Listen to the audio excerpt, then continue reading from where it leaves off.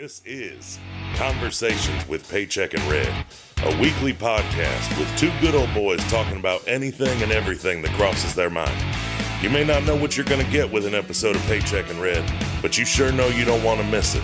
So do what you got to do. Download the app, find the episodes online, and make sure that you don't miss 1 second of Conversations with Paycheck and Red.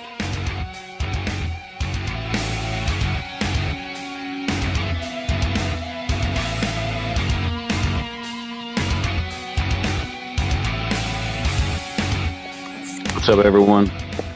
Thanks for joining us again. I'm Paycheck, and as always, I'm with my boy Red. What's up, party people? Today's episode is brought to you by what's your name again? Red. Yeah, okay. It's today's episode is brought to you by Red's Bong Rips, keeping clear eyes in business since 420. Take it away, Red. Take it away, Red. I don't think I will.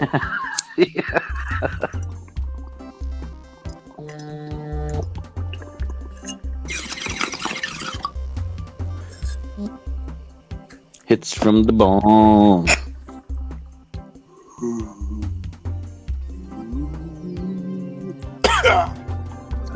Get it, son. Get it.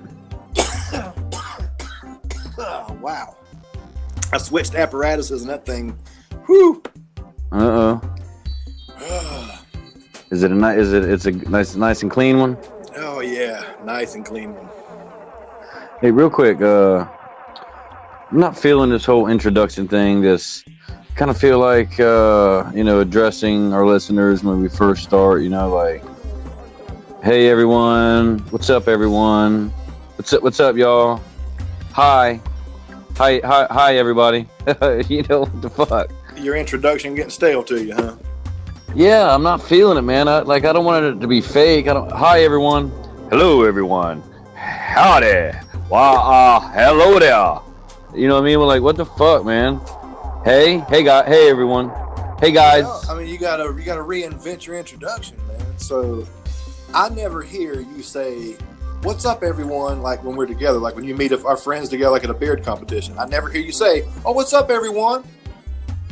I never hear you say that. So, well, it's because I don't say what's up to everyone. I say what's up to an individual. What's up, Red? Hey, what's up, Billy?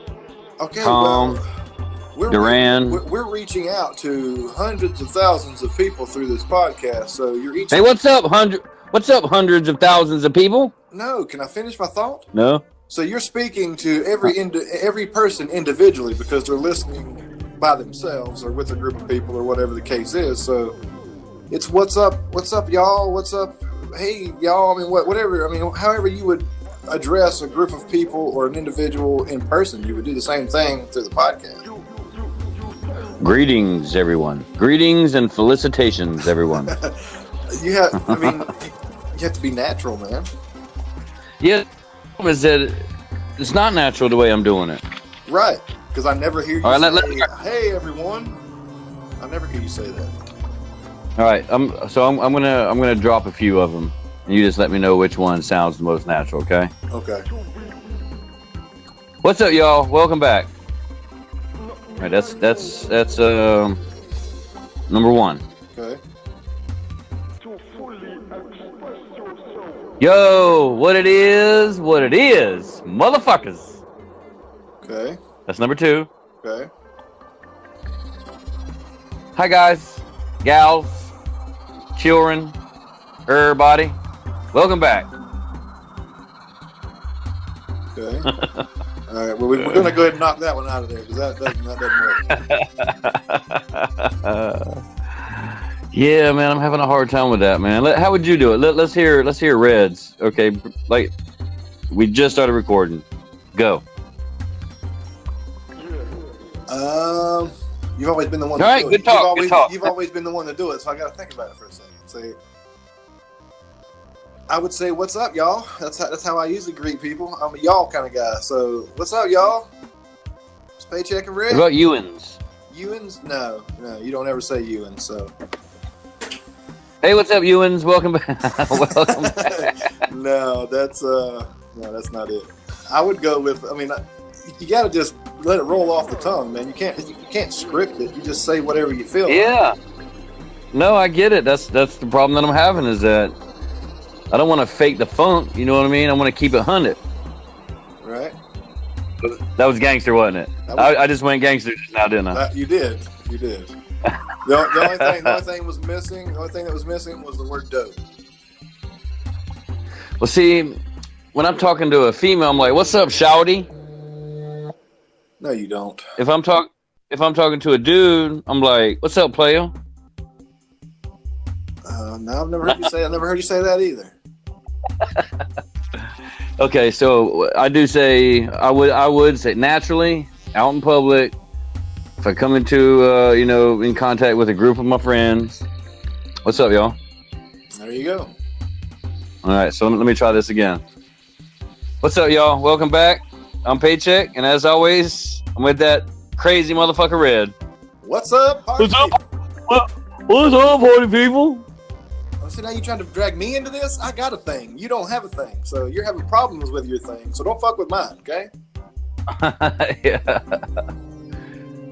Yeah, but I don't know. It's you change your thing too. You're like, "What's up, party people?" And then and other times you're like, "What's up, party people?" Yeah, I gotta mix it up a little bit, but it's the same thing, right? Well, I thought you was the y'all kind of guy. I am. What's up, y'all, party people? What's up, party people, y'all? No, I mean I got a thing. I got a thing. You need to find your thing, man. Don't drag me. Yeah, I need to. Don't drag me into it. Yeah, I need to find my thing and play with it a little bit. Oh, yes, you do. All right. So next time I'll have my shit together, son. I hope so. I'll be ready to go. I hope so. It's gonna be on that route. It's gonna be 100. Hey, I hope so because we've killed 10 minutes worrying about your intro. So. Yeah, but it was. It's been an interesting conversation. I've enjoyed it quite thoroughly. Quite thoroughly. Not thoroughly. Thoroughly. Right. All right, well, since you're so worried about time and shit, why don't you tell them what the fuck we're talking about today? Well, we're going to be talking about Timothy Leary. Timothy Leary? Who the fuck is Timothy Leary? Well, glad you asked, Paycheck. He was an American psychologist and writer. And he was known for advocating the exploration of the therapeutic potential of psychedelic drugs under controlled conditions.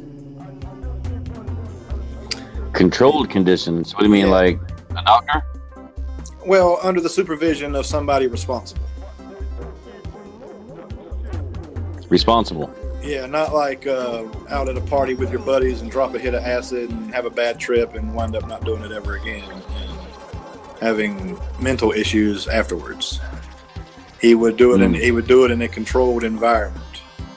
Office space, a room full of trusted people, the whole 9 yards. So like one of those padded rooms? Possibly. He done it at Harvard, so he started doing it at Harvard. So let's talk about that for a second. Okay. Dude was a professor at Harvard?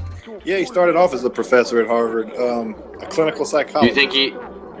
Do you think he tripped balls during class?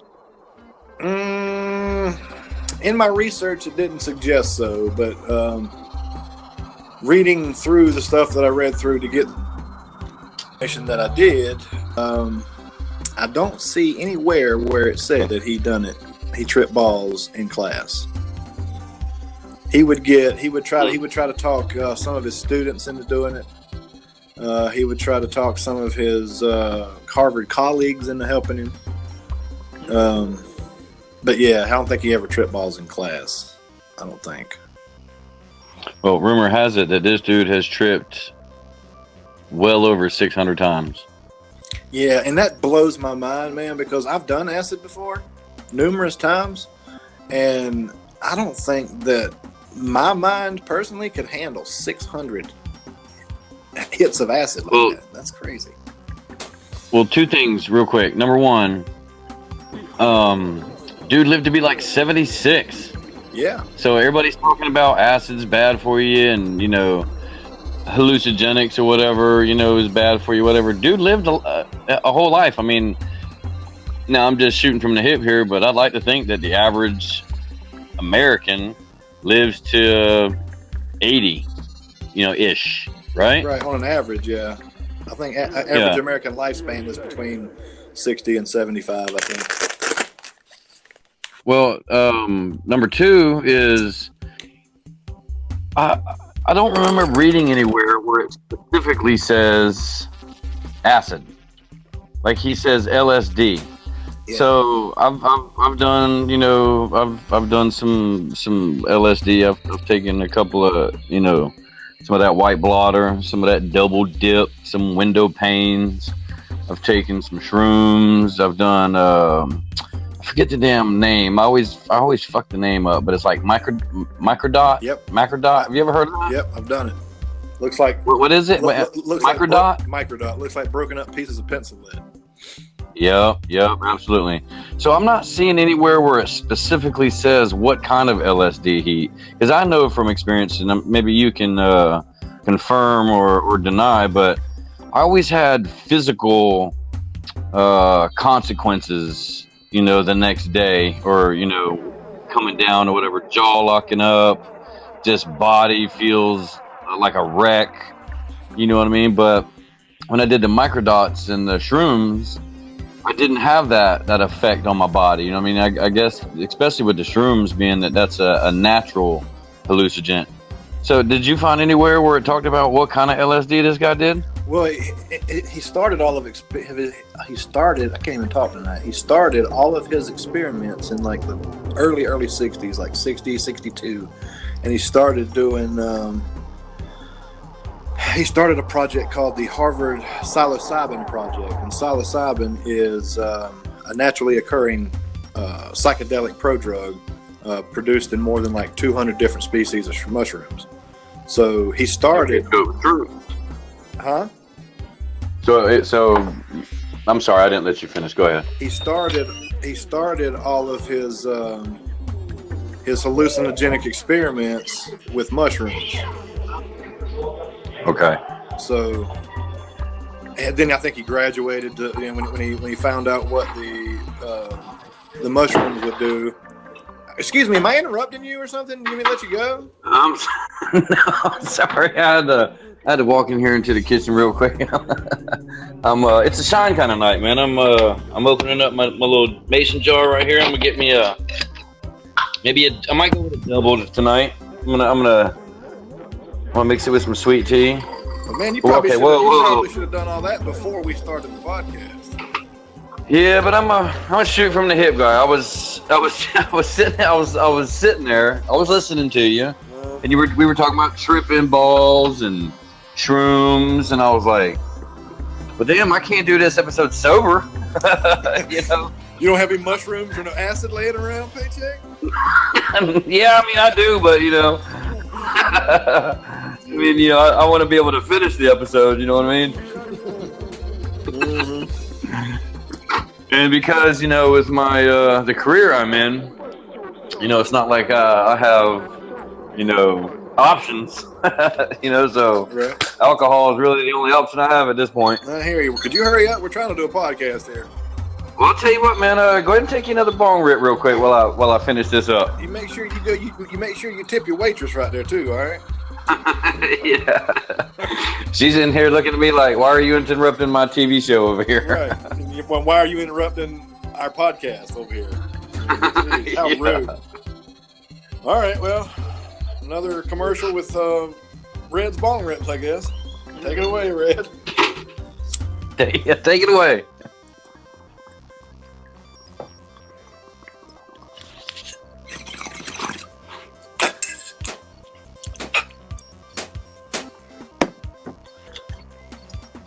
Hey, you can't get off unless you cough. Oh, it's coming. Man, I made this one a little stiff. This shit right here is gonna put some hair on my chest. As long as it took you, it should be straight moonshine. Whoo! Man, this ain't your damn liquor store moonshine either. This is that backwoods backyard, put your dick in the dirt kind of shine. But it's clean. Whew, Yeah, I might be half lit by the end of this episode. Yeah, I don't think Timothy Leary ever drank moonshine. Nope, shit. He probably wouldn't be able to find it. Motherfuckers still tripping balls.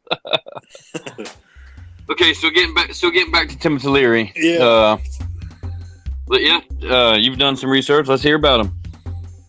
Well, I mean, like I say, he started his psychedelic therapeutic potential stuff 1960, 62 with the Harvard psilocybin project, and like I said. Okay, wait a minute. I'm sorry. I don't want to interrupt you. That's just that in itself says a lot, bro. If you think about society back in the 60s, and so I'm watching this interview that he did with a guy named William Buckley. Mm-hmm. So here this guy is, William Buckley, and I'm sorry, I don't mean to offend anybody when I say this, but I'm looking at this uppity white motherfucker, old as shit, got his nose stuck up in the air, this hoity-toity, better than thou, old fucking prick. So it just reminds me, of where we are now compared to, back in the 60s. Think about how society reacted or, acted towards the whole drug epidemic, the LSD, the marijuana, you know what I mean? Mm-hmm. Mm-hmm. So I asked my dad real quick, and I'll let you get back to it. So I asked my dad, we went to a Jaguars game the other night, and we were just, shooting the shit. And I asked him if he knew who Timothy Leary was. And he said no. My uncle was there too, and he said no. Now, they're from South Georgia, but I found it odd that they didn't know who Timothy Leary was when he was, a relevant person back then. You know what I mean? And as soon as I told them what he, his backstory or whatever, they were like, well, we didn't fucking do LSD, so that wasn't relevant where we were, so we wouldn't know who he is. But I just thought it odd that, my parents, 60s, 70s, you know what I mean? Yeah. And they don't know who fucking Timothy Leary is. But I'm sure if you asked the same question to some, old stoner biker dude, he might know who Timothy Leary is, or wouldn't you think? Yeah, I think it's a whole baby boomer situation. I mean, it's cultural, obviously, because like you say, somebody like your parents, middle class white Americans, who were never exposed to the drug scene in the 60s, probably wouldn't know who he was. Well, that's a little presumptuous of you to say that we were middle class. Well, like 80% of the country is middle class. I'm not pinpointing your parents as middle class. That's written statistic. Yeah. 80 to 85% of the country is middle class. No, it's kind of what you did. You insinuated that we grew up on hamburger helper and hot dogs. You did, right? Yeah, I did. Okay. All right. But if you were somebody that was present at Woodstock or Abbey Road, or what was the San Francisco? Not Abbey Road. That was fucking Beatles. What was the San Francisco? Damn it! I can't even think of it now. Right. I'm not sure. I wasn't born until 75. Right. Anyway, unless you were, in that culture, you know what I mean, like listening to that particular type of style of music that the hippies and the baby boomers of that generation were listening to, you probably wouldn't be exposed to it, and you wouldn't know who Timothy Leary is. Funny story. You're usually the ones with the backstory, but I got a little quick backstory. We touched on this over the last couple of days. When I was a senior in high school, we had to pick a topic or a thesis to write a report about for our graduation projects, right? So this is fixing to be comedy gold right here. Right. So I was into the whole scene with sex, drugs, and rock and roll, if you want to call it that. So I found Timothy Leary, the guy we're talking about tonight. And in my research in 1998, in my AOL internet browser. And you're taking it way back. Yeah. What made it interesting was that I found out, or so I thought, that he starred in, as we all know, Star Wars as Obi-Wan Kenobi. And real quick, anybody who's listening, go Google Timothy Leary, and I assure you, you will be fooled, because I didn't know who Timothy Leary was until Red brought him up. So I Googled him, and he kind of favors, I forget the guy's name, but I think it was his last name is Guinness, I believe, who actually played as Obi-Wan Kenobi. Right. And they do favor quite a bit. Right. So when I mentioned to Paycheck here that we should do an episode about Timothy Leary, because he kind of ties into our whole mind-opening, being awoke, interdimensional things that we've talked about over the last few weeks. So I thought Timothy Leary would be cool to talk about. And I mentioned this whole Star Wars thing to Paycheck, and I was doing my own research, and I couldn't find anything anywhere that says this man was in Star Wars. He had a couple cameos in a couple movies. A lot of movies reference him, like Fear and Loathing in Las Vegas. They reference Timothy Leary, but he was never in Star Wars. So again, he actually... Wait a minute here. So just I want to humor the listeners for a second. So this motherfucker here in high school wrote a how many page thesis would you say it was? Oh, I'd say it was about 2,000 words. Okay, so this dude wrote a thesis or a paper on Timothy Leary, talking about how he was in Star Wars, got an A on it, and the motherfucker wasn't even in Star Wars. He wasn't even. Listen, if Red's teacher is listening right now, you're a dumb motherfucker. Did you not even research his paper? You just gave this motherfucker an A because his penmanship was good? Right. Yeah. What the fuck? Yeah. I mean, what's cool about it is it's. I'm not going to call it a half truth because I only mentioned the Star Wars thing at the beginning of the report, but I got an A on a thesis for high school, and part of it was a complete lie. but I got an A on it. And another weird thing is that I told you I can't find anything about him being in Star Wars. But dude, I promise, I swear on a stack of Bibles that I found. I wouldn't just make that up. You know what I mean? Like I don't have any reason to make that up. So I think that it's part of.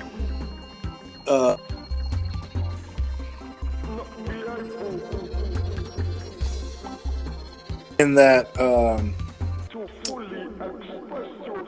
Mandela effect, because I promise to God, I seen it online and I wrote it down, but now it's nowhere to be found. So, well, you make a good point, and this is one of the things that I found interesting about Timothy Leary is that anybody who's listening, who has listened to our previous podcasts, have heard us talk about the government influence. We've talked about being awoke, and I really think that I think you have a valid point in that you saw it on the internet back in the day, and all of a sudden that now it's not.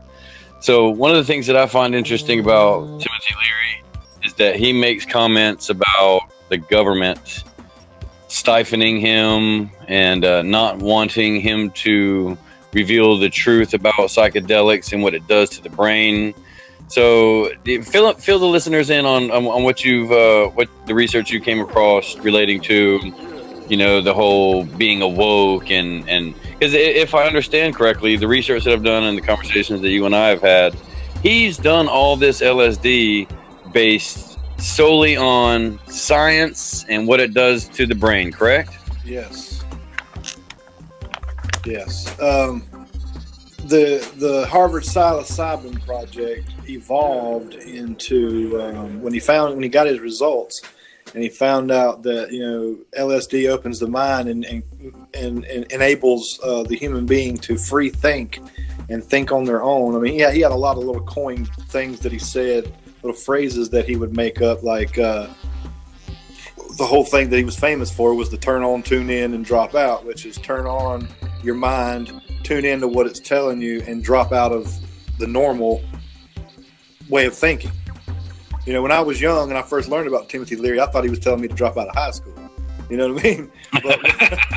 But whenever I've done my research and on the report that I was doing, he was turn on your mind, tune into what it's telling you, and drop out of the normal way of thinking.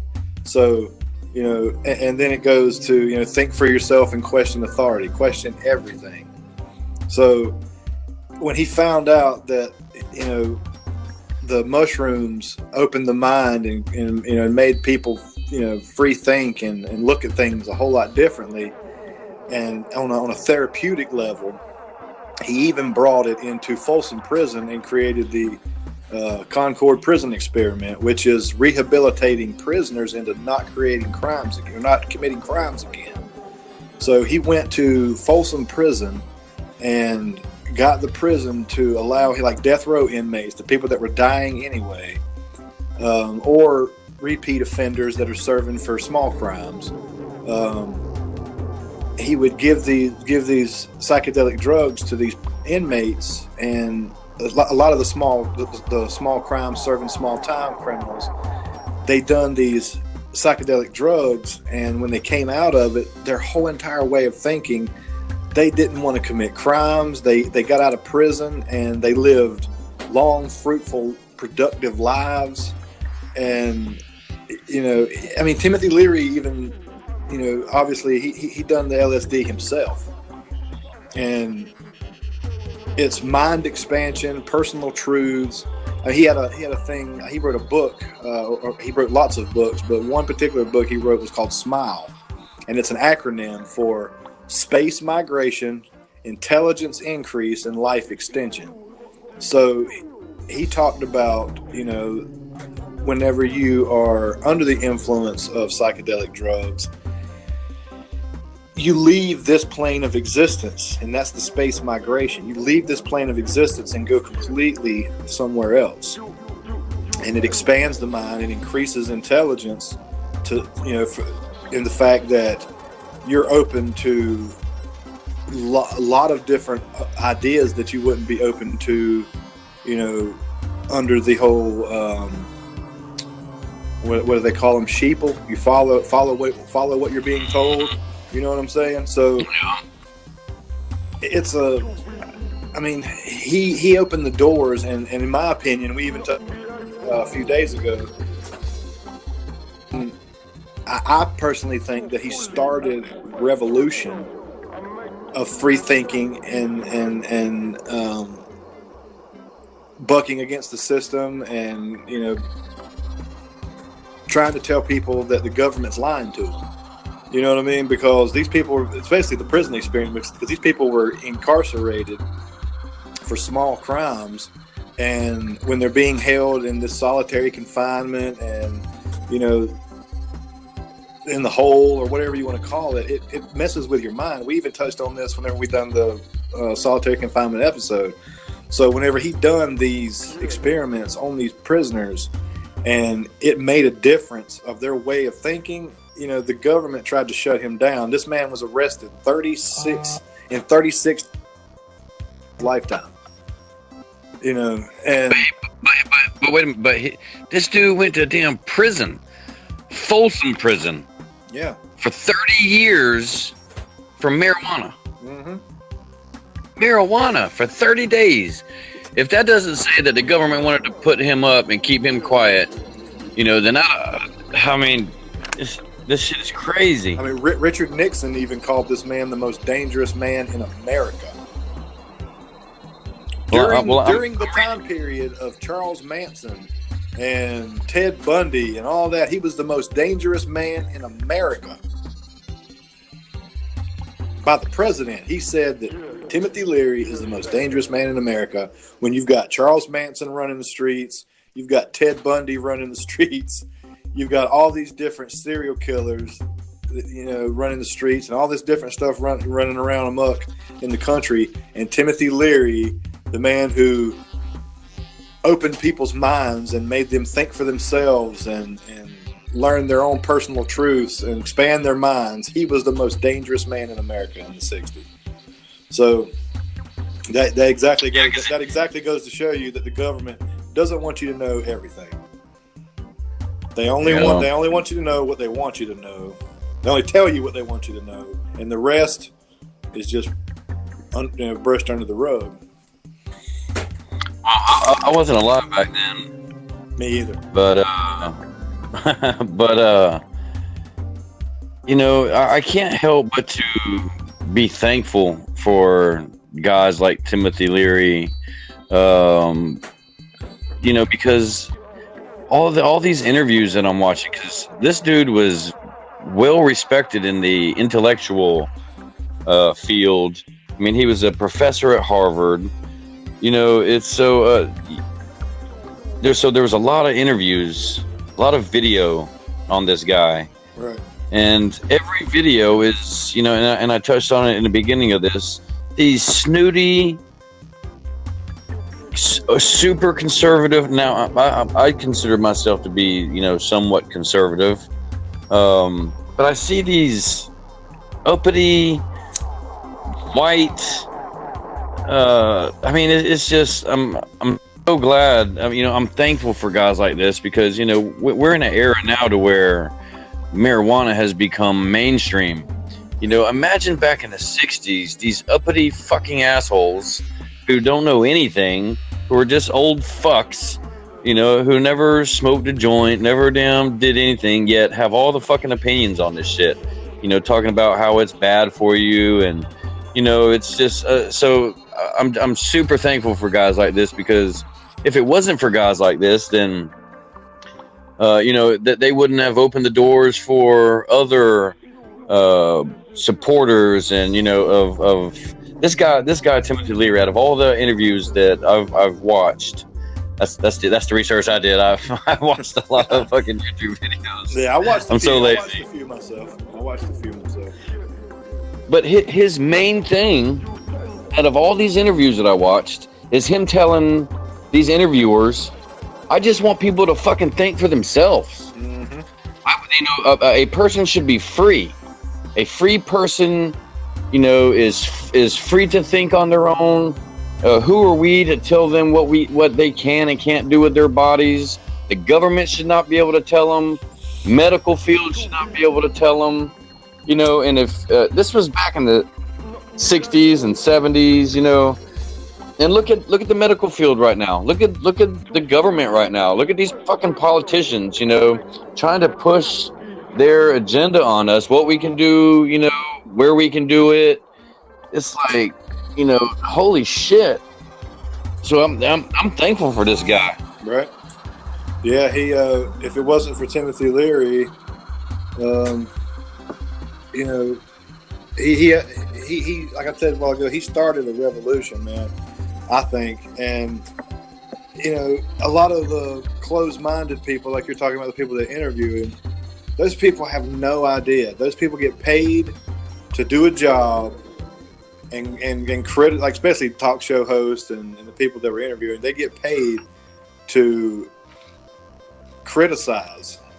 You know what I mean? That's what they get paid to do. Then by creating television content, by questioning his theory, questioning his way of thinking, and all that, that's what they're supposed to do. So the people made, in my opinion, made Timothy Leary who he was. He thought for himself, and his whole entire thing was free thinking and mind expansion and all that. But if it wasn't for the people that were trying to buck against him and tell him he was crazy and incarcerating him for stupid amounts of years for stupid stuff, they only fueled the fire in Timothy Leary. So he's exactly where he needed to be at the right time to create that mindset to think for yourself, that don't believe everything that you're being told because it's a lie. Mm-hmm. Take this drug right here, and you'll see what I'm talking about. It opens your mind, and it'll make you think about shit that you never thought about before. And it'll make it'll make you look at things in a whole. It created a wildfire of mind expansions and personal truths. People finding out who they really were. Well, if you think about, I know we're talking about LSD right now, but this same, you can almost compare this to marijuana, ayahuasca, peyote. All these peyote, and it's been talked about, in a number of. I've been through this whole multiple dimensions, research, and your chakras and your third eye, and it talks about hold on, that Sean's kicking out. I lost my train of thought. Fuck. Where was that going? So you made a statement that he was what was the word you used? Like he was the foundation of this whole LSD and drug and opening your mind thing. What was the word you used? I don't remember. I don't even know. But you made a comment that he was like he started this whole thing, right? Revolution, yes. Okay, revolution, yeah. So I watched an interview where an interviewer kind of. The way they did it was real shitty, but it was a guy. It was a talk show. Let's see. It was It's not telling me what it was, but there's a guy named Art Linkletter. Apparently, his daughter committed suicide, and Art Linkletter made it his mission to. He was the part of the demise of Timothy Leary. He suggested that it was Timothy Leary that coerced his daughter, not physically, like they don't know each other, but just his words, that turn on, turn out, Tune in, drop out. Yeah, that's what I said, motherfucker. Shit. Art Linkletter said that it was that recording that made his daughter commit suicide, and Timothy Leary, his response to it made a lot of sense, in that he is a promoter and supporter of LSD, but it also opened up many different variables, and you mentioned music. Some suggest that without Timothy Leary, the Grateful Dead wouldn't have happened. So, well, he says that it may have been his recordings, but it was also the music that was around at that time that also supported and promoted LSD, hallucinogenics. That's what I said, hallucinogens. Yeah. Okay. So yeah. So it was during that time period, the 60s, the 70s. Think about the music that was around back then. Yeah, but man, they were all talking about sex and the flower children and smoking pot, and So like my point is that he made a good point that there are many variables that were involved in Art Linkletter's daughter committing suicide. It wasn't just him, but it was everything that was around at that time. The music. His recordings, smoking marijuana, what I mean? There was many factors involved, but it's interesting that for Art Linkletter to suggest that his recordings is why his daughter committed suicide, that's crazy. Yeah, but I mean, the music just... I've tripped balls many times. At no point did I ever think about committing suicide. No, man, music makes the trip even better. Well, it depends on the music. Like, as well as I do that music is about, it's... I listen to different kind of music depending on what mood I'm in, depending on what I'm doing at the time. You know what I mean? There's been times where I'll listen to music and it'll put me down in the dumps.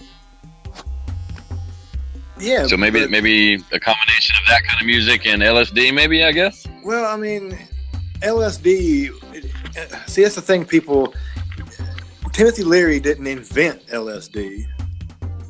He just made people look at it in a different light. Like, it was already around. People were just abusing it. Like, okay, for instance, people were abusing it at Woodstock. They were just tripping to be tripping, to have a good time, to feel the music, to go to, just trip complete balls. But whenever Timothy Leary came to light and he said, hey, man, this right here is more than just, it's more than just a drug. This thing can open your mind and make you see things completely different. So when people found that out, take the Beatles, for instance.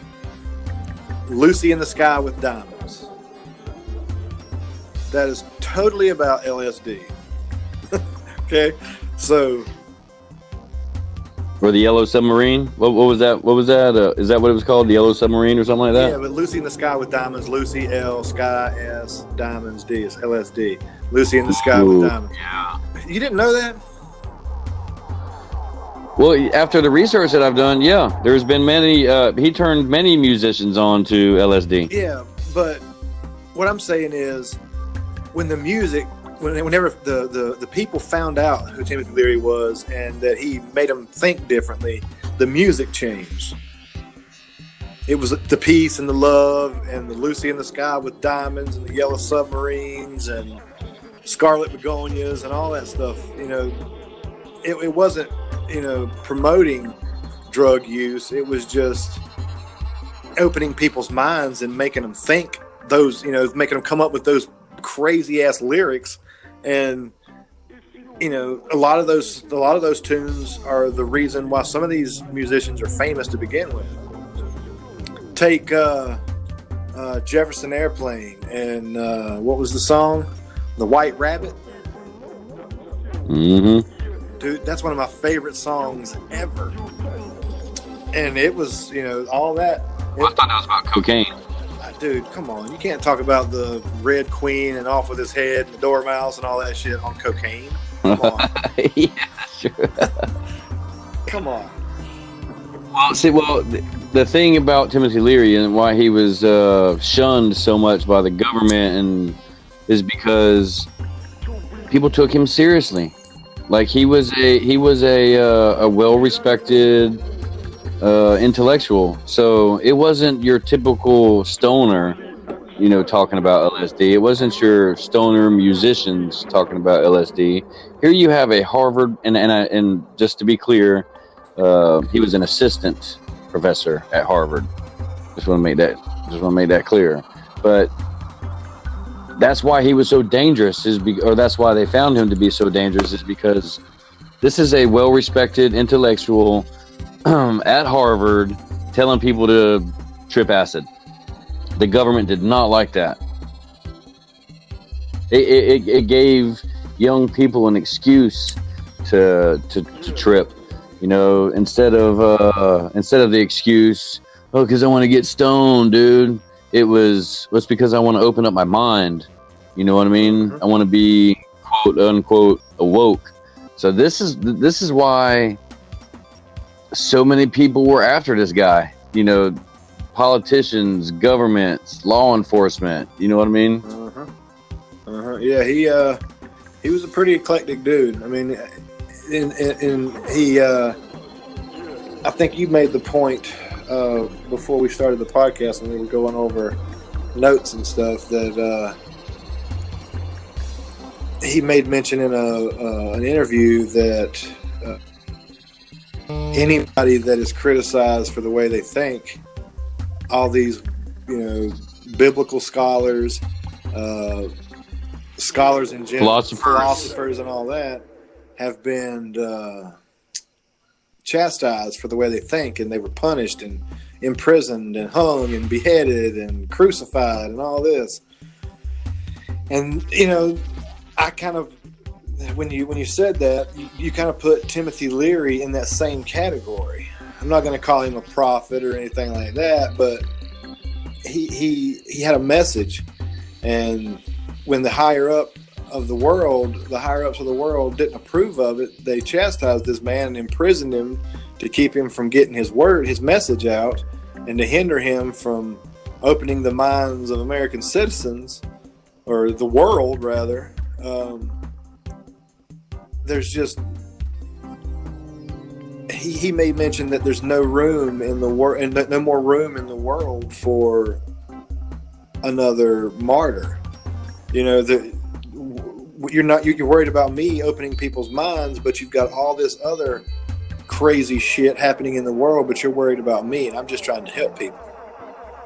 You know, but he put a mark on society that made people, and I touched on this earlier, that made people realize that what they're hearing on the news, what they're hearing out on the streets, what people are telling them at the doctor's offices and everywhere else is, if not a lie, or not half truth, they're whole lies. They've been lied to their entire life. So taking LSD to him was mind opening and life changing.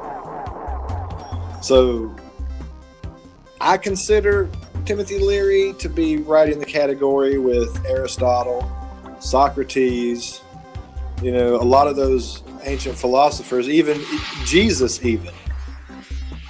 Ooh. You know, I'm not saying that, you know, Timothy Leary died for our sins or anything like that, but I'm just saying. No, he died of cancer. Yeah, he died of pancreatic cancer. But what I'm saying is the category of being ridiculed and chastised for the way you think. Because Jesus was chastised and murdered for the way he thought. Aristotle, Socrates, the same thing. So I would put Timothy, I mean, this is going out on a limb and going way out there, but I would put him in the category with all those people. He was a martyr. Well, let's switch directions just for shits and giggles. So you've tripped acid. Do you have an acid story? You know, a trip story? I've got so many acid stories. Just throw one out there off the top of your head. You know, an interesting one, of course. I mean, we don't want no boring shit. Oh, dude, you can't have a boring acid trip. It's either good or bad. It's not boring. Right? It's always eventful. Let's put it that way. Yeah. So tell us one real quick. All right. So this is probably one of my favorite ones. I was in 11th grade, and I was hanging out with some friends at a friend's house, and their mom and dad were cool, and they let us smoke pot, and let us drink a few beers and all that kind of stuff. So we were hanging out. They had an outside pool and a pool deck and all this kind of stuff. So we were hanging out outside, having a good time, drinking, getting high, jumping off in the pool with our clothes on, you know, the whole scenario. So everybody went inside, and somebody, let's preface this, but somebody before this all happened had brought what's it called? Window pane. And yeah, this isn't the first time I've dropped acid, but this is a pretty funny story. So they brought acid, like a sheet of, I'm not going to say a sheet, but like a good amount of hits, okay, for everybody at the party. And we all dropped acid, and everybody just, you know, took it, started, you know, continued hanging out and partying and laughing and cutting up. And somebody said, "Man, this shit sucks." It's been like 30 minutes. Like 30 minutes or so. This shit sucks. I don't feel shit. I'm going in the house. Listen to music or whatever. So I'm chilled out on the lawn chair, like a pool chair. Chilled out because I was already high and a little inebriated from the alcohol. So I'm chilled out in this chair, chilling, right? And I hear, and out on let's say this before, out on the pool deck, they had a tall wood plank wall where they had, like, his mom had like little flower pots hanging off the wall and little decorations and stuff on this little wall or whatever. and there was a small Bob Marley tapestry up there, okay? And I'm laying in the pool deck chilling by myself, nobody outside but me. And I'm laying there in my own head, trying to feel the acid, trying to start tripping, trying to coax it along a little bit. And I hear somebody go, hey. And I open my eyes and I look around, thinking one of my buddies was fucking with me. I look to the door, nobody's there. I'm chilling. I close my eyes and I hear, hey. And I open my eyes again. I'm like, fuck, who the hell? Y'all quit fucking with me. You know what I mean? And I happen to just, my eyes catch this tapestry on the wall. And I hear it as soon as my eyes graze by this tapestry. I hear, hey. And I look up at the tapestry. I stop at the tapestry. I'm like, yeah? And I don't exactly, and this is when the tripping starts, and it's very vague because I was stoned out of my mind. I was a little intoxicated from beer. I don't exactly remember the entire conversation, but I sat in a lawn chair by a pool at a friend's house and had a conversation with Bob Marley. And yeah, and it's like, and it's weird though, because it was almost like a movie, y'all, and I'll swear this on a stack of Bibles. There was a reggae ambiance in my head playing the whole entire time, like a reggae song in my head.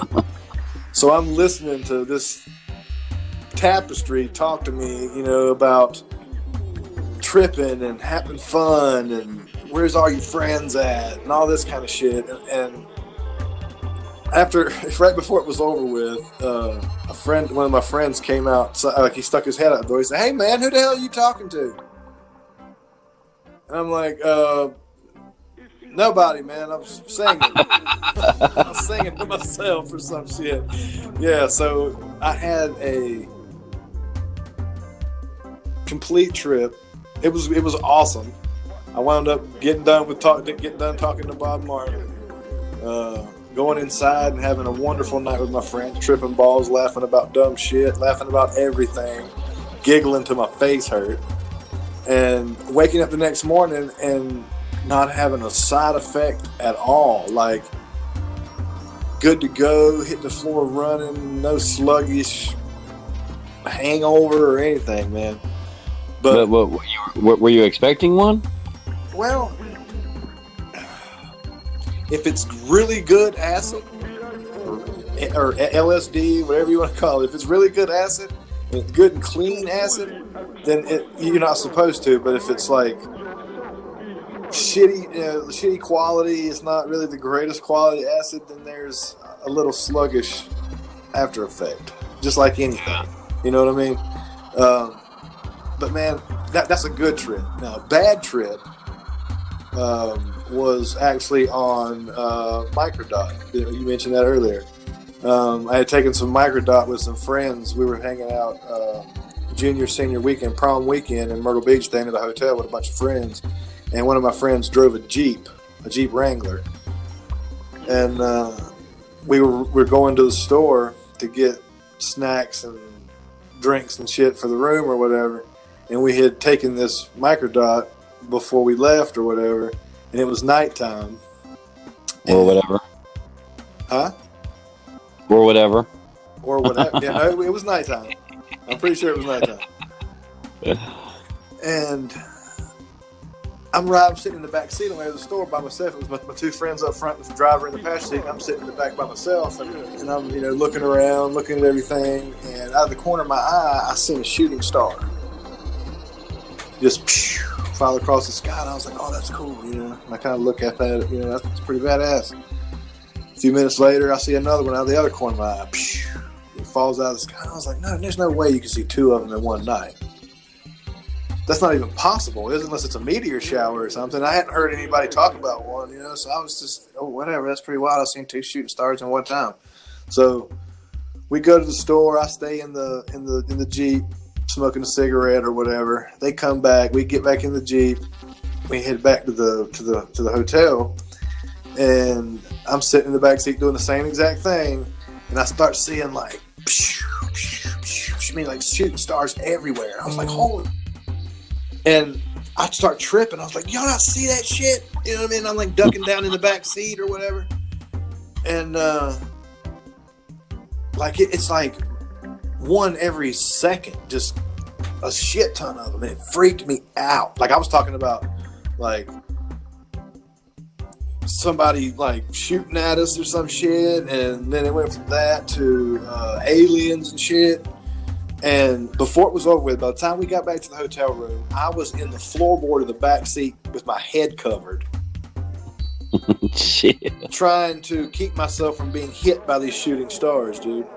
And the rest of the night, I was like real skittish, real scared acting, you know what I mean? Like thinking that I'm getting ready to, like, I wouldn't even go out on the balcony because I was scared I was going to fall off. Shit. Yeah, dude, it was bad. Like that's the one and only time I've ever had a bad trip. I've taken acid probably safely probably 15 times maybe. And 15, 20 times, and that's the only time I've ever had a bad trip.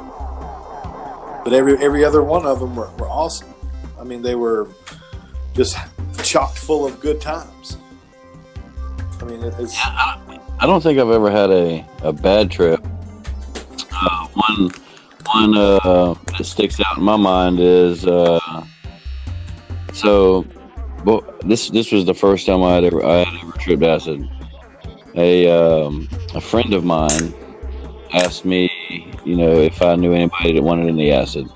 And at the time, I was living in the hood, and you know, there's about 17 kids my age that, you know, we all hung out together, you know, in the neighborhood. So our neighborhood was deep. You know, we were 17, you know, 17 people deep. So I reached out to all my homeboys, and you know, they were like, hell yeah. So the dude came over, and he gave everybody, you know, everybody bought some, and to say thank you, he gave me a window pane. Now, this was my first time ever doing, you know, acid, so I didn't know that much about it. So I took that window pane all at once. I thought it was one hit acid. So this is my first time, dude. And my first time I took a damn window pane. Was that 4 hits, right? That's 4 hits, right? I was getting ready to say, for those who don't know anything about acid, that's 4 hits on my first time. It didn't end there, so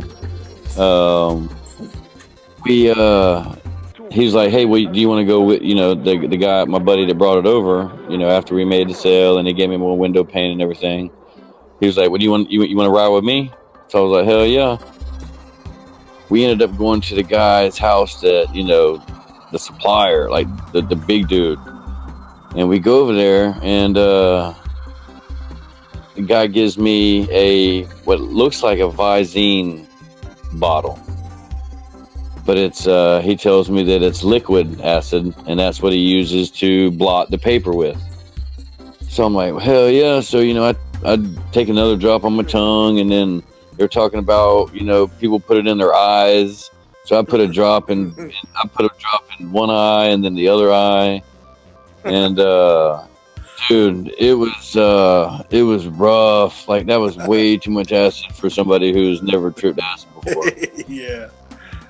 But, you know, it was good. It was good acid. Like, I didn't have a bad trip. I enjoyed all the visuals. I saw a bunch of crazy shit, you know, but it was a pleasant experience. Like, I knew I was tripping, so I didn't freak out or anything. I knew that it was, you know, the drug that was doing it, but things got a little weird when I got home because I was young. I was still living at my parents' house. I had a curfew, and I was late on my curfew. So I walk in the door, and my dad's sitting in a recliner waiting for me. He thought, you know, he always assumed that, you know, we smoke pot or whatever. So I come in, he's sitting in a recliner. This is around Christmas time. So as he's sitting in a recliner, the Christmas tree is right behind him. So I'm trying to, you know, keep it cool and, you know, just short answers or whatever. And dude, all of a sudden, as I'm looking at him and he's talking, the Christmas tree behind him just sways all the way to the left, all the way to the right. Dude, I start bugging right there in front of my dad. I'm like, holy shit, I'm fixing to bug out right here. You know, I made it through all night, you know what I mean, out in public, you know, tripping balls, only to get home and almost lose it. So my dad was never really a cool dad. Like, you know, he wasn't into the whole drug scene or anything like that, you know, but I just told him, I said, hey, I'm not feeling well, you know, can we talk about this tomorrow? He was talking about, you know, why are you late, you know, and this and that. So this was the one time, and I looked out, that my dad was super cool, and he said, yeah, go to bed. And dude, I went in there and I tripped balls all by myself in my bedroom. For the rest of the damn night. Dude, I had to piss. I was thirsty. I was hungry, but did not want to leave my fucking bedroom. I just knew that I was going to run into my mom or my dad. Yeah, no shit. Yeah, so that was a fun time. Yeah, my favorite thing about acid, and for the record, I don't condone taking acid, but my favorite thing about taking acid were the tracers that like when you first started tripping. You know what I mean? When your trip first started, was the tracers, and that's how I would always check to see if it was kicking in yet. Was I would just run my hand by my face, and if it had like crazy tracers, I was like, "Yeah, getting ready to be a good time." You know, I'd run my hand by my face or whatever. So yeah, that was always my favorite thing with the tracers. That, and the first time I ever seen it, it kind of freaked me out. But afterwards, after I would, you know, I was used to tripping, and I done it all the time. Watching things melt. Yeah, dude, that's crazy. Because like it wouldn't happen until I, you know, caught something out of my eye and look at it for a minute. Then it would just kind of melt into the floor, man. Dude, that was the craziest thing ever. Well, for me, and I believe I may be mistaken here, but I'm going to go ahead and say it anyway. I believe this guy Timothy Leary touched on this, if I'm not mistaken. But it was him or somebody. You know, I've been doing a lot of research on the whole opening your mind and how drugs affect, you know, your chakra, your third eye, and all this stuff. But so somebody at some point in all this research that I've done talked about tripping acid in a natural, like in the woods, or, you know, somewhere where there's not a lot of buildings, where you can kind of get away from suburbia, you know what I mean, like you can get in tune with nature, you know what I mean, the trees and the grass and shit.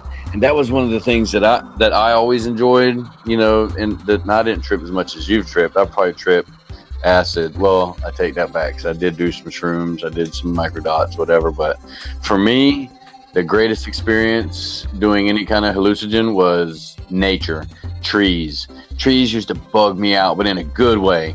Because see, the crazy thing about trees when you're tripping is that it's a mind fuck, because your brain's telling you, holy shit, that fucking tree's moving. Look how crazy that. And then you talk about tracers and shit. So when you see a tree, you know what I mean, that motherfucker just sways all the way to the left and then sways all to the right.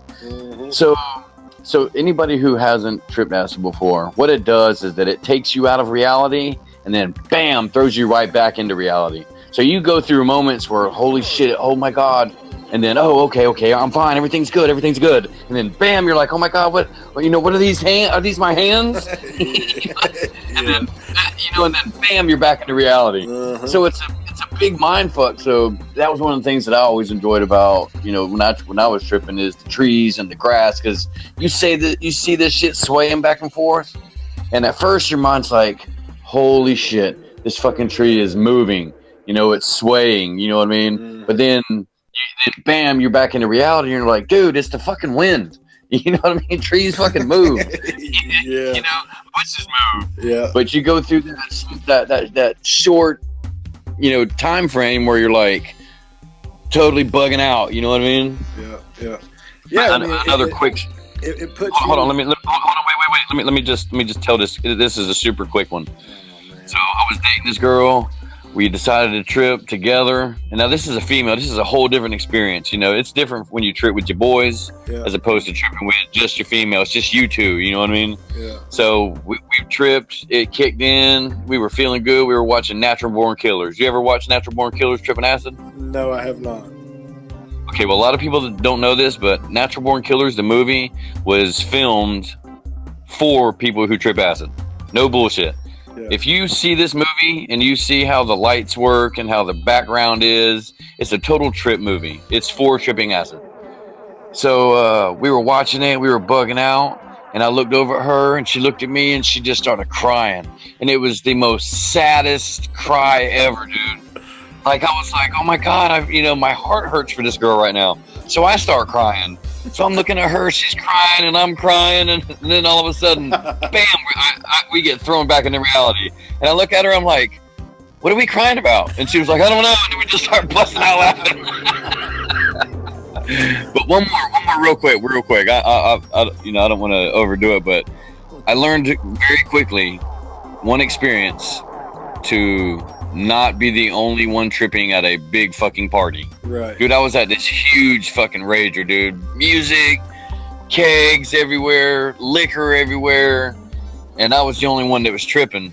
So it was very awkward and very uncomfortable because I'm in a room full of people and everybody's passing around joints, drinking beer or whatever, and then all of a sudden I start bust out laughing, and I don't know what I'm doing. I don't catch it until I realized everybody's looking at me weird.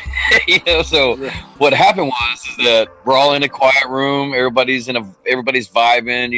They're smoking weed, and they got Bob Marley playing in the background. And all of a sudden, I just start bust out laughing.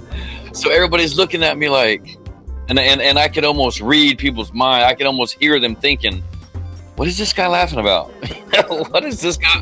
What kind of drugs is this guy on?" So I learned right then, never trip acid by yourself. Yeah. At a party. Right. Yeah, I've done that a couple of times. It's not fun.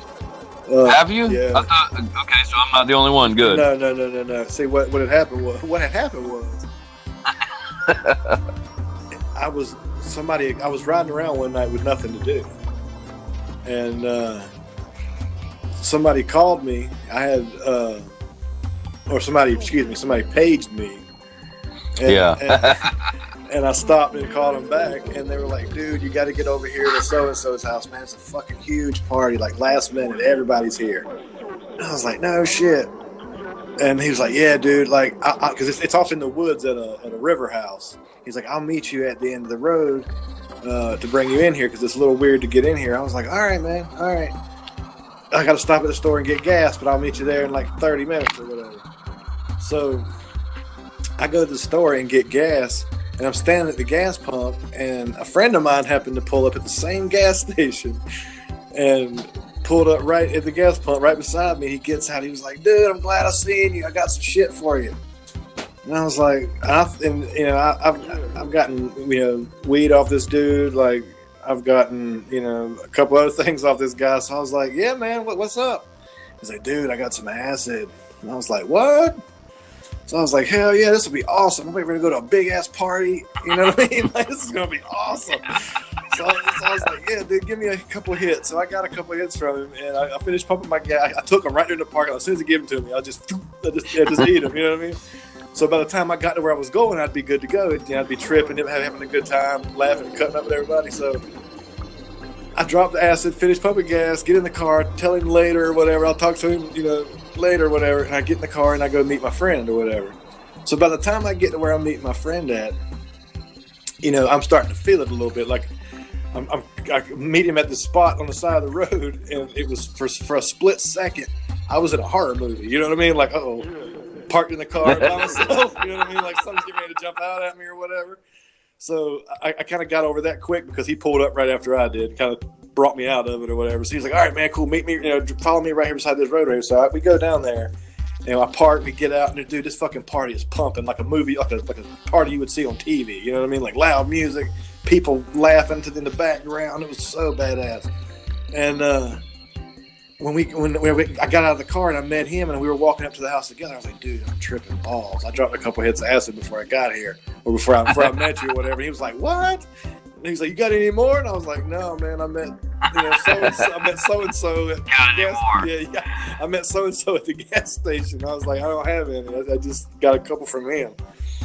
So he was the only one that knew that I was tripping balls. So I'm mingling, go grab me a red Dixie cup full of beer or whatever, and I'm mingling, letting everybody know I was there and I was here to party or whatever. And like, all night long, I was so awkward in myself because all night long it sounded like I was talking into a bucket.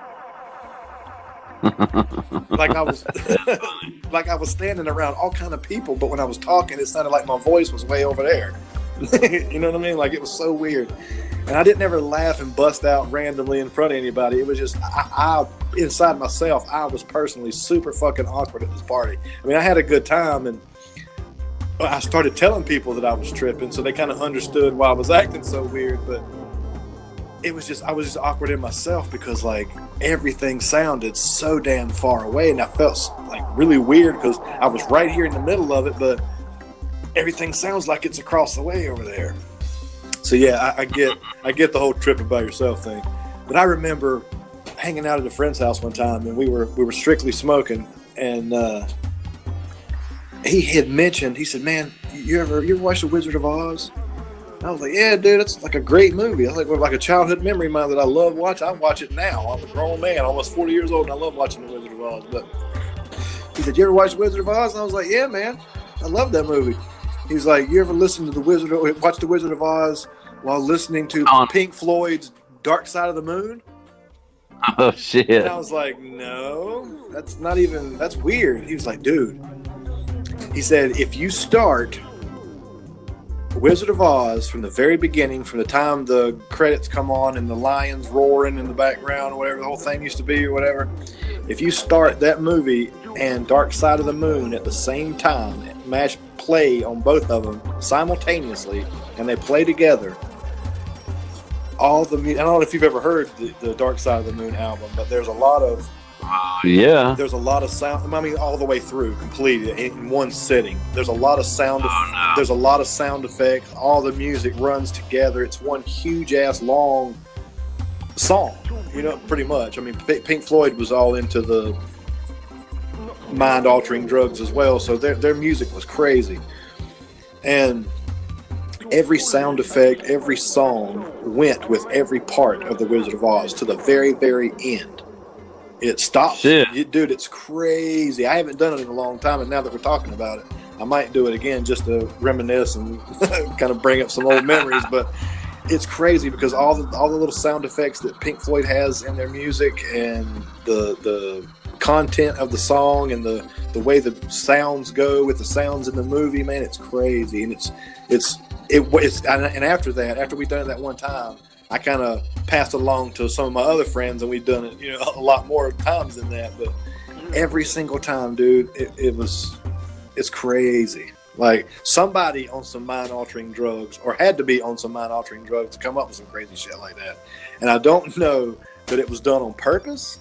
I wouldn't think that it would be done on purpose, but it's a really, really, really strange coincidence that it happens that way. And it's really cool when you're smoking and doing it, but when you are under the influence of psychedelic drugs and do it, which, I mean, I guess marijuana is a psychedelic drug, but man-manufactured psychedelic drugs. Yeah. When you do those and watch this stuff together, it's even crazier because the music's more intense, the movie's more intense, and you're putting the movie and the album together. You know what I mean? Like, in your head, it all runs together. It's the craziest thing, man. You should try it sometime. And I suggest that anybody out there that would like to try it, I would encourage them to do so. Whether you smoke or whether you don't, or whether you take hallucinogenic drugs or whether you don't, do it sober, do it stoned. It's crazy. I highly advise it. Yes, yeah. I don't know if I could. I mean, I definitely couldn't just because my the career I'm in, but I don't know if I could with my age, man. Like, I mean, everything's a little different when you get older. What do you mean, your age? I just the recovery, time. I don't know if how long it would take me to recover. From what, tripping? Yeah, I remember it having, a pretty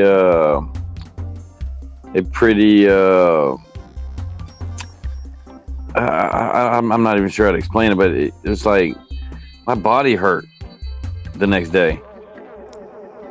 Well, you had some bad acid, man.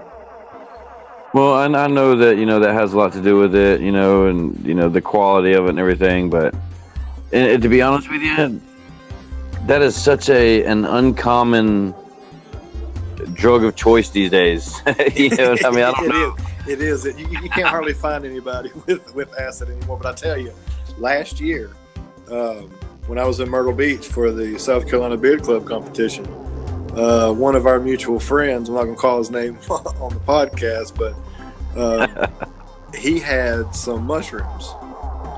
And I was out at my truck, me and another guy having a little safety meeting, and he comes over to the truck and he was like, "Hey man, I ain't seen you in a while. Got a little present for you." And he holds his hand out to me with, like, to make a fist bump, like at me. And he's like, "Hold your hand out." So I hold my hand under his, and he drops like 3 or 4 shrooms in my hand. Shit. Yeah, and I was like, "Really now?" And I was like, he's like, "Yeah, man, we're gonna have a good time. This is what we're doing. This is what we're doing today." Yeah, he's like, "So get to it, because you're behind." And he opens his mouth and he shows me he's got like a cheek full of them in his mouth or whatever.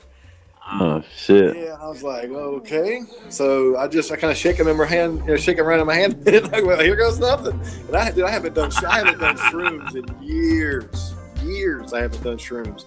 So I kind of shake him around in my hand, look at him, and I go, "Oh, here goes nothing." And I throw him in my mouth, dude. And I could not stop laughing all damn night. I laughed about everything. I was standing there talking to one of the club president, and just, had to look the other way and just bust out laughing for no apparent reason. I think I insulted him, because he kind of cut our conversation short and goes, "I'll just catch up when you're in a better mood, or when you're not high or drunk or whatever." And I was like, "Okay." But dude, I don't know when that's gonna be. Yeah, tomorrow, Sunday, sometime maybe. I'm not sure. But yeah, dude, last year that was the first time I had done any kind of psychedelics in years and years and years and years. But it was a good time, because after that, about 3 hours after he gave them to me, I started coming down a little bit. He comes by me and he says, "Hey, you need to re-up?" And I was like, yeah, maybe. So he digs in, he digs in his pocket and drops a couple more over my hand, and I cheat those and keep those for a little. Did it have lint? Did it have lint mixed in with it? Oh no, dude, he had them in a baggie. He had them in a baggie. He wasn't just digging them out of his pocket.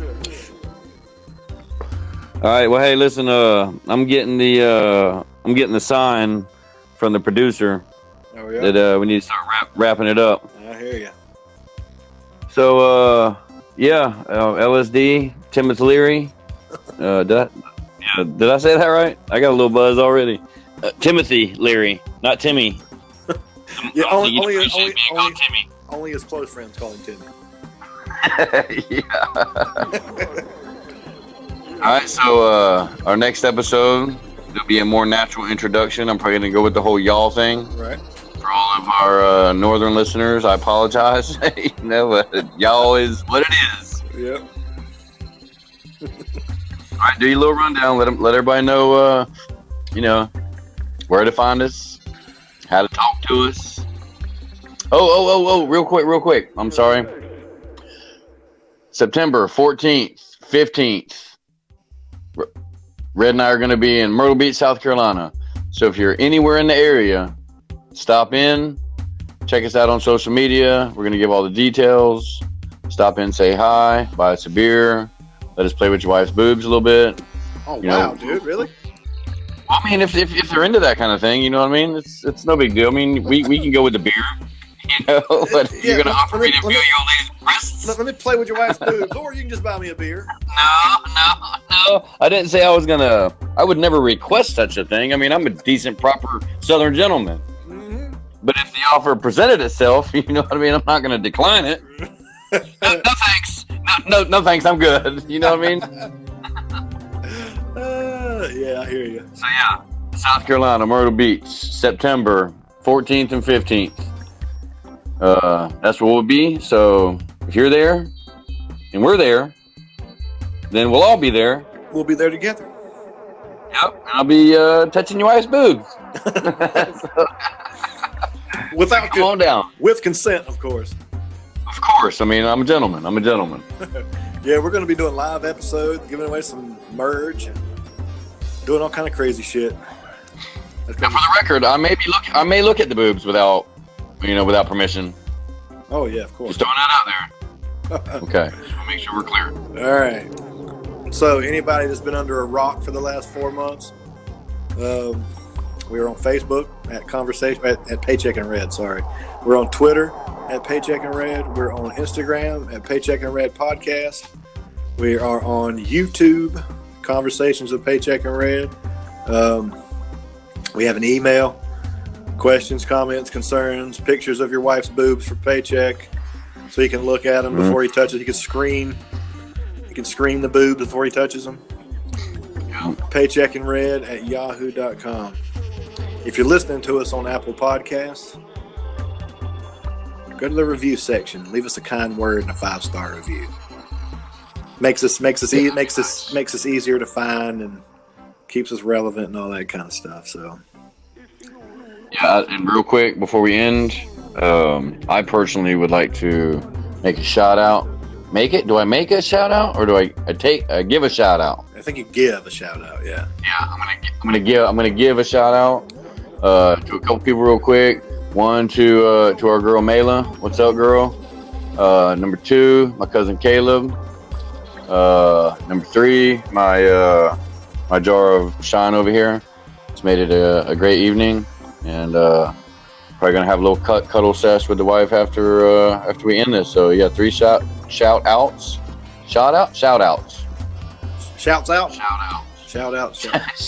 3 shouts out.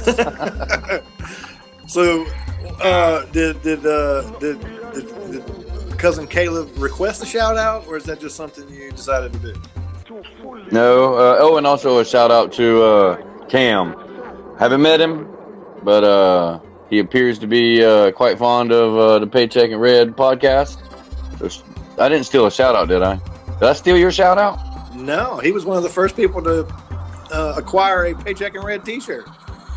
He was. So we appreciate it. We appreciate y'all listening. I shout out to these three people specifically because they are genuine, real deal fans of this podcast. So I personally appreciate y'all. So stay tuned and stay with us. Yeah, those 3 people. It doesn't make it sound very popular when you say just 3 people, but those 3 people, those 3 people in particular. Let's put it that way. Those 3 people in particular are one of the main reasons why we keep doing what we're doing. I mean, everybody that we've come in contact with over the last little bit keeps us going and pushes us to make a better podcast for y'all. So, specific shout outs to those 3 people, and shout outs to everybody else that interacts with us and keeps us on our toes and all that kind of good shit. So, yeah. Yeah, and also real quick, I'm not sure how this happened, but slowly, a lot of my family members have found out that Red and I are doing a podcast. So I just want to say I'm sorry. You know what I mean? Don't be sorry, man. Come on. Well, I mean, we talk about some stuff that I'd prefer some of my family members not to hear. But since you heard them, my bad. Sorry about that. Wow. You can't apologize for what we do, man. That's why we are who we are. No, but you also have to understand that I come from a small southern conservative, you know what I mean? And look, it's not a big deal. This is the situation. I'm sure you have some family members, or I'll say this. I have some family members that I respect and I love dearly. And so, yeah, I'm a little uncomfortable with some of my family members, a few in particular ones, listening to our podcast. So, again, I love you. Sorry about it. Sorry. Should we do a Jesus podcast to make up for it? No, it's not that kind of, it's not that has nothing to do with, religion or anything like that. I come from the same kind of background you did, buddy. The same kind. And what I say on this podcast is who I am, and it's the way I feel and the way I think, and I'm not sorry for it. But that's the people, more classy than you are. The people, no, dude, it's who I am. If you don't like me for who if you don't like me for I'm who classy and you're trashy. If you don't like me, I'm from a regular dance club, and you're from the strip club. Oh, so you're from the higher class strip club, and I'm from the trashy trailer park strip club. No, we two-step, and y'all twerk. Okay, all right, whatever. For the record, I'm not sorry for anything that I say. It's how I feel. It's the way I think. I'm sorry, if you don't like Do you want to say sorry to my Aunt Vi? Sorry, Aunt Vi. Paycheck is... No, it's Ain't Vi. Ain't Vi. Sorry, Ain't Vi. I love you. Paycheck. All right, Paycheck, well, there love it is. Yep. Keep listening to our podcast, though, because...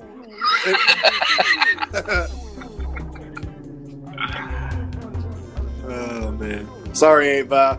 Paychecks. I'm a bad influence on Paycheck. I'm sorry. Yep. Paycheck's a little shout out. It's not shout out. Shout out. Yeah, he's a little shout out, and he's a bit inebriated at the moment. You know what I mean? I'm one of those drunks that I love you. Sorry for everything. I love you. Yeah. You're my best friend. The annoying drunk at the party, then. Yeah, but that's better than the loud, obnoxious, wanting to fight everybody drunk, right? Oh yeah, of course. Oh yeah. Yeah. All right, well there it is. That's another episode of Conversations with Paycheck and Red in the books. Stay tuned. We'll be back again. Oh, and check out we are. I'm sorry, I'm inebriated. We're doing some bonus shit. Yes. So stay tuned for that. Yeah. So stay tuned for all that stuff. Yeah. Bonus content. Extra stuff. Yeah. All right, Red. I love you, man. You're my best friend, man. Are you done? Are you done now with your shouts outs? Yeah. Yeah, I'm gonna go cuddle now. Please go cuddle. All right. See ya. Later.